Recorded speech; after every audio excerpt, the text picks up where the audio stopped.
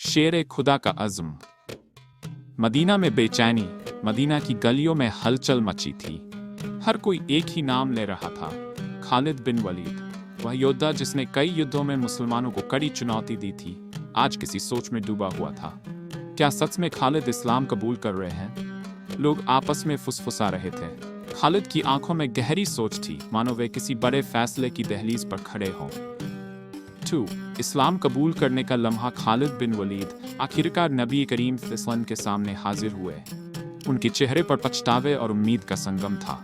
या रसूलुल्लाह, मैं इस्लाम कबूल करता हूँ। नबी पाक ने मुस्कुराकर उन्हें गले लगाया और फरमाया, तुम अब अल्लाह की तलवार हो। सभी सहाबा ने खुशी से नाराए तकबीर बुलंद किया। खालिद की जिंदगी अब एक नई राह पर चल पड़ी थी।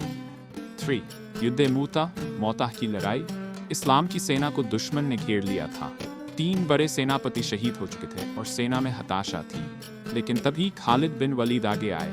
उन्होंने तेजी से रणनीति बदली, अपने घोड़े पर सवार होकर सेना को हौसला दिया और दुश्मनों को चकमा देकर मुसलमानों को सुरक्षित निकाल लाए।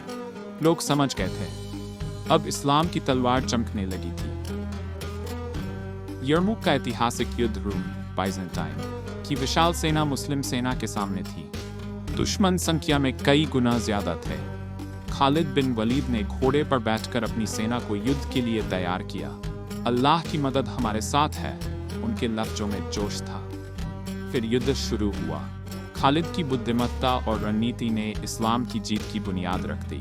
यरमुक की लड़ाई ने रोमनों की शक्ति को हिलाकर रख दिया। 5. जब सेनापति से एक सिपाही बने कुछ साल बाद, खलीफा हजरत उमर फारूक ने उन्हें सेनापति पद से हटा दिया। लेकिन खालिद बिन वलीद ने इसे दिल से नहीं लगाया। वह बिना किसी शिकायत के एक आम सैनिक की तरह जिहाद में शरीक होते रहे। लोगों ने उनसे पूछा, क्या आपको दुख नहीं हुआ? उन्होंने जवाब दिया, मुझे फकत अल्लाह की खुशी चाहिए, चाहे मैं सेनापति रहूं या एक सिपाही। आखिरी लम्हे और एक अधूरी हसरत। अब खालिद बिन वलीद अपने आखिरी दिनों में थे। उनका जिस्म जख्मों से भरा हुआ था, लेकिन वह अफसोस से बोले, मैंने पूरी जिंदगी जिहाद में बिता दी, हर जंग में लड़ा, लेकिन मेरी मौत बिस्तर पर आ रही है। काश मैं शहीद होता।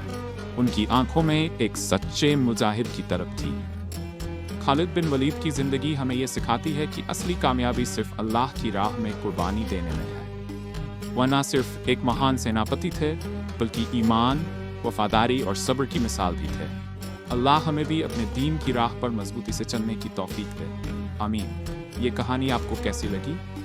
कोई बदलाव चाहिए?